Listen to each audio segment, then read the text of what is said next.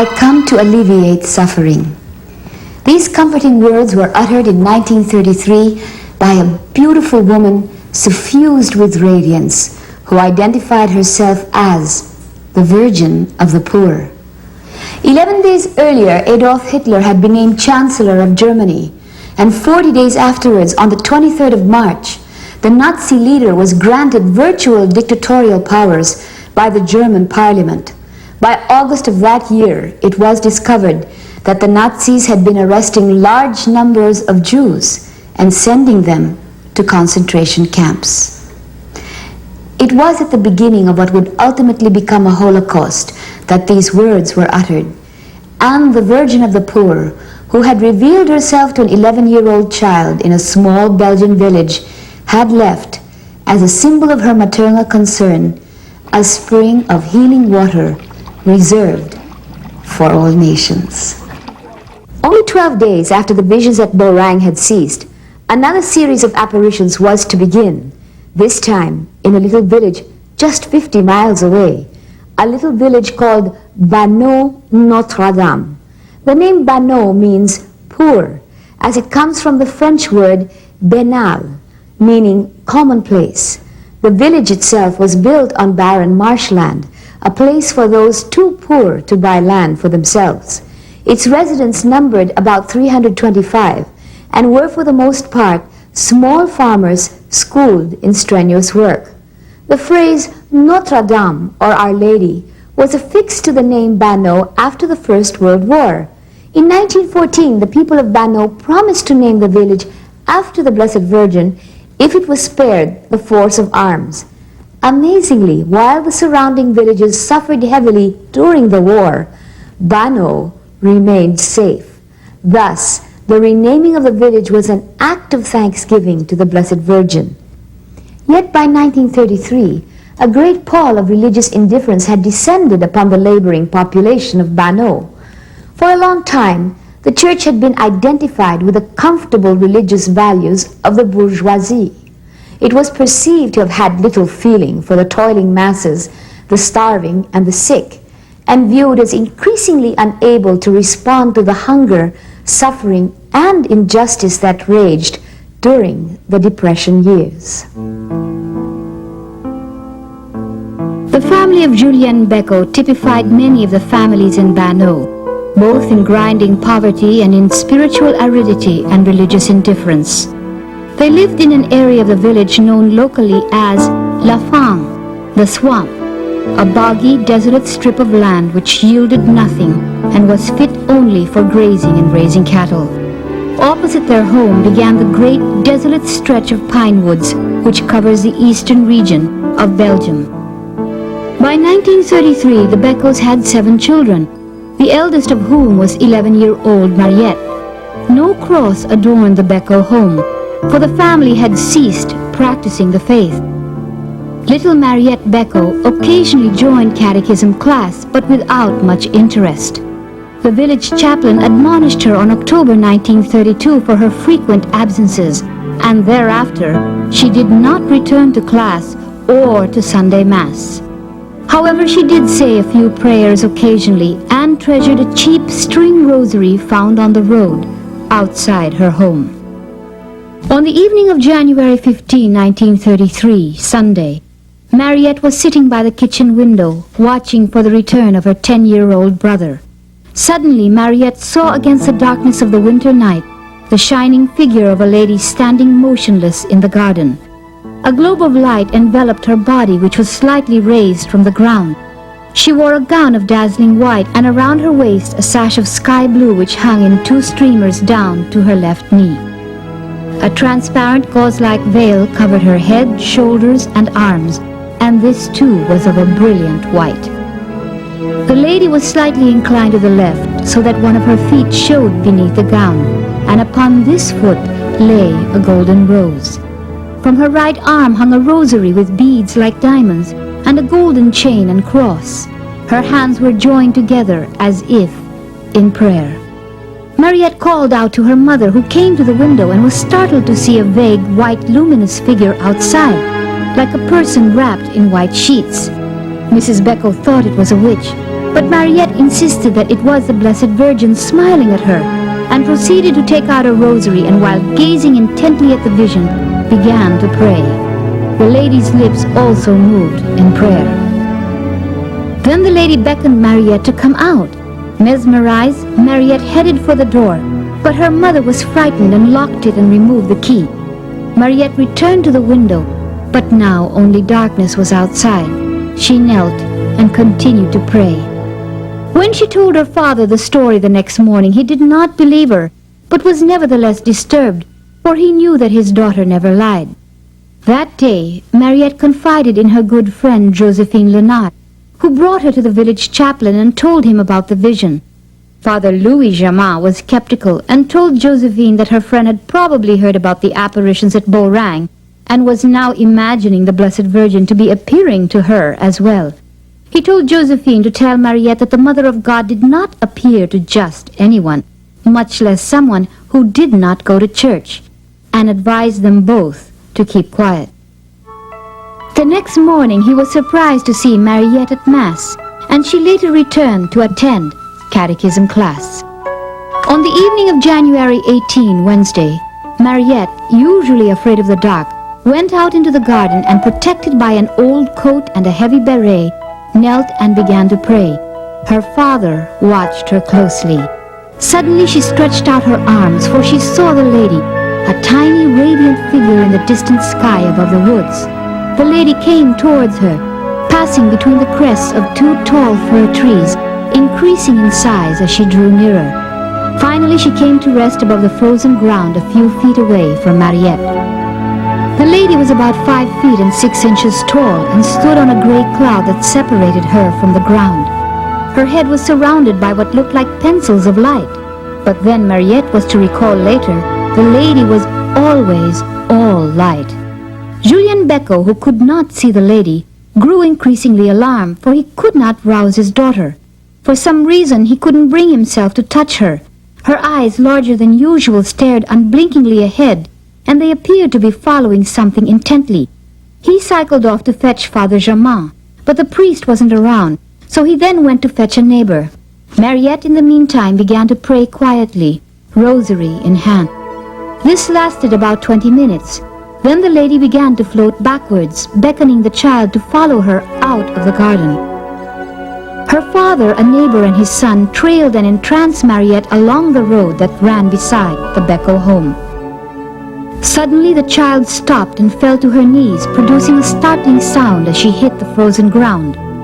She remained kneeling for a few minutes, reciting the Hail Mary, then stood, continued walking, and fell on her knees 2 more times to pray.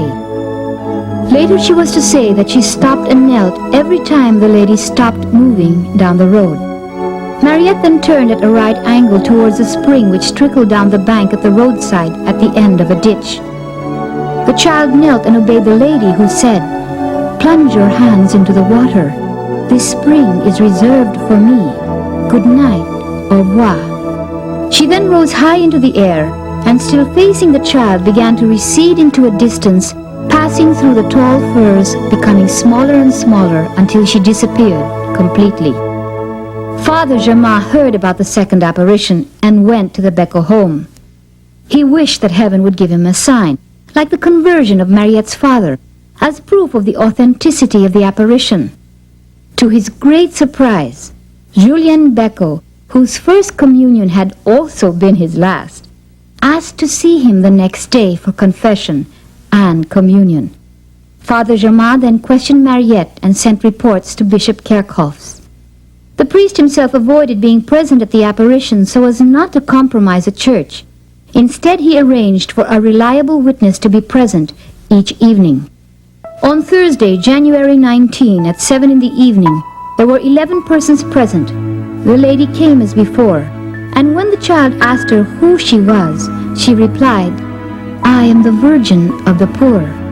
Mariette then followed the Virgin to the spring, kneeling on the places where she had knelt before. At the spring, Mariette asked, "Beautiful lady, you said last night the spring is reserved for me. Why for me?" The lady's smile turned to a gentle laugh, and she explained, "This spring is reserved for all nations." She paused and then continued, "To bring relief to the sick. I will pray for you. Au revoir." Then she disappeared into the sky. Later the child recounted to the witnesses that she could not understand what the lady had said. Her father even had to explain the word nations to her. All she knew was that she was filled with immense gratitude. Friday, January 20th, the lady reappeared, and when questioned replied that she wanted a little chapel. Before vanishing, she unclasped her hands, made the sign of the cross, and blessed the child. From January 21st to February 10th, the lady did not appear, and Mariette would cry inconsolably each evening. School and catechism became a daily trial, for the village children and even her relatives mocked and shunned her. But all throughout, Mariette continued to attend Mass and catechism each day, and never lost her gaiety or spontaneity. She alone believed in the Virgin of the Poor. On the 11th of February, the Virgin reappeared, and at the spring her words were, "I come to alleviate suffering." On Wednesday, the 15th of February, the lady came, and Mariette told her that the chaplain was asking for a sign. The Virgin was silent, then said, "Believe in me, and I will believe in you." She entrusted Mariette with a secret and left, saying, "Pray hard, au revoir." On the 20th of February, the Virgin appeared, led Mariette to the spring, and very sadly said, "My dear child, pray very much." Mariette was so deeply impressed by this that when her father peered into her room at 10:30 that evening, she was still on her knees, praying the rosary. Newspaper reports of that time reveal an entire world on the brink of sadness. It was within this period that the Nazi authorities began arresting tens of thousands of political opponents. And since the jails were full and there was no place for them, Heinrich Himmler came up with a solution called the concentration camp. On Wednesday, the 22nd of March, Though it was raining, Mariette was out in the garden praying with a few others. The rain stopped, the stars shone, and the lady appeared. But this time she did not smile, and only said, "I am the mother of the Savior, the mother of God. Pray very much. Adieu." She laid her hands on the child's head and blessed her with the sign of the cross. Mariette bowed low and crumpled into a heap on the soggy ground, crying convulsively, for this time she knew the lady would not come again. The lady disappeared through the trees, and Julien Becco gathered his sobbing daughter in his arms as once more the rain began to fall around them. A fresh wave of persecution greeted the second series of apparitions. The visions came so soon after the final one at Banneux that people were unlikely to believe in another heavenly visitation. Accusations of fraud and imitation were hurled against Mariette. Moreover, the apparitions had none of the spectacle nor the thronging crowds of Lourdes, of Fatima, and even of Banneux. There was simply a poor, forgotten village, a simple child from a large working-class family, and a lady who called herself the Virgin of the Poor. There were no miracles of the sun as at Fatima, no thunder and balls of fire as at Banneux, only a poor, miserable spring, which, unlike the one at Lourdes, had trickled by the roadside even before the visions began. And of the witnesses, there were never more than a handful, and they were more disappointed than enthusiastic about the apparitions. The visionary herself did not invite much esteem nor affection, for she had none of the refined ways or pleasantries of most young ladies. On the contrary, she was stubborn, strong-willed, and blunt to the point of rudeness. An onlooker was said to have remarked, "What an apparition! What a poor show!" Mariette suffered greatly, for a few of the local villagers believed her. On one occasion, like Bernadette of Lourdes, she too received blows to the face at the hands of neighborhood children, the marks of which she carried for several days. Through this all, Mariette said the rosary without fail at 7 every evening in the garden, joined by the few who believed. Slowly, however, like the mustard seed in the parable of the Gospels, the events at Banneux began to attract more and more believers. As in Banneux, among the first to be converted were the parents of Mariette, who began to receive the sacraments during the course of the apparitions. Father Jamin, the village chaplain, began to support Mariette openly after praying over the lady's words, "Believe in me, and I will believe in you." This he took to be the lady's personal admonition to him. He not only assisted the few believers in the construction of the chapel, but actually designed the building himself. Its foundation stone was laid as early as May of 1933, and the first Mass was celebrated on the Feast of the Assumption that same year. Construction also began on the spring. Pilgrims began to flock to Banneux in increasing numbers. From 1933 to 1938, a remarkable number of cures took place at the spring, 20 of which the Bishop of Liège was to recognize as miraculous. Numerous sick pilgrims began to pour in, so much so that by 1938, a hospital had to be constructed to accommodate and care for them.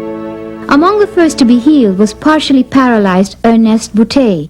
His paralysis was declared incurable by the doctors, and he had given up all religious practice.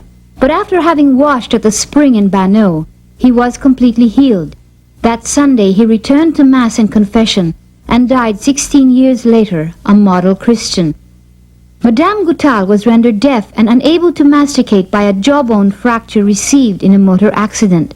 No operation could cure her, but on the 21st of May 1933, having washed at the spring of Banneux, she was also completely healed. Also miraculous was the cure of paralytic Laura Pletinsky, who recovered full use of her limbs in September of 1933. But the cure which drew much attention was that of Sister Lutgard. A general decalcification of the bone resulted in spinal deformation, and numerous spontaneous fractures causing a loss of 4 inches in height. The nun took a daily dose of water from the spring, and on the feast of the Immaculate Heart of Mary, August 21st, 1933, she was able to kill. Much of her time was spent in the service of others, nursing and caring for the sick who came to the spring for relief. She later married, left the village, and raised a family. Her life has not been a bed of roses, but her devotion to the beautiful lady remains. Today she rarely returns to Banneux, preferring to stay in the background. Her work there, she says, is finished.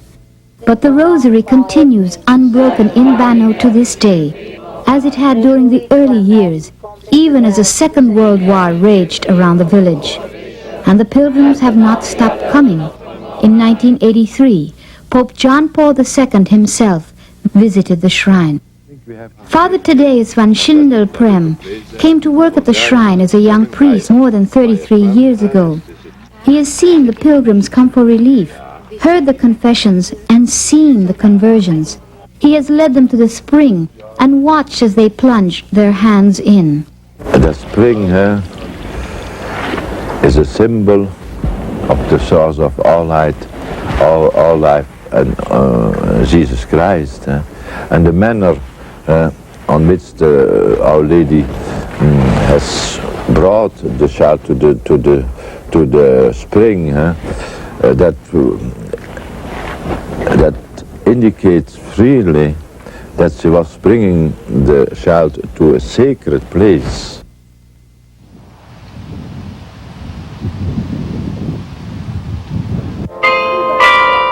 Today in Banneux, the entrance of the shrine is but a few steps away from the apparition site. The house of Mariette Becco, though preserved, has been turned into an office, but bouquets are still laid at the sill of the window through which the child first glimpsed the lady. From this window can now be seen the steeple of the Chapel of Apparitions, also called the Little Chapel, in accordance with the wishes of the lady. Right in front of the altar, a white marble slab indicates the exact spot where the Virgin first appeared. The inscription reads, "Coming here, she wanted to open her mother's heart." Its ceilings and walls are lined with hundreds of ex voto plaques testifying to the amazing number of cures wrought through the intercession of the Virgin of the Poor. The road outside is lined with flags of different nations, and 3 round stone slabs mark the places where Mariette knelt to pray as the lady led her out of the garden. The water of the spring, which has flowed in increased quantities over the years, is now caught in a large reservoir from where it is pumped into the taps on either side of the spring. Though it is no longer visible, a stone basin containing the spring water invites pilgrims to plunge their hands in after the example of Mariette. On the bank, exactly where the lady stood, is a statue of the Virgin of the Poor, and behind it can be found the words, "Fons unicus Jesus Christus, hunc alma recludit." There is only one spring, Jesus Christ. Mary the Exalted has unlocked the entrance to this spring. Close by, a broad road leads to a big square called the Esplanade, used especially for bigger ceremonies such as the High Mass and the blessing of the sick. Above the Esplanade are several other chapels that accommodate many groups who come on pilgrimage at the same time. To the right of the Chapel of the Sick is the Hospitalité, especially equipped to lodge the sick while they are at Banneux. The place has 215 beds and stretchers, wheelchairs and other aids to make them comfortable. An extensive park traversed by broad lanes surrounds the place of pilgrimage. Outside the shrine are a few inns and souvenir shops, in keeping with the general stillness of the area. For Father Thaddeus and others who work at the shrine, the message of the Virgin of the Poor is directly connected to the gospel. It has stressed prayer and given them the spirit to serve the poor, be it a material or spiritual poverty. And the water of the spring continues to flow abundantly for all nations, for all peoples.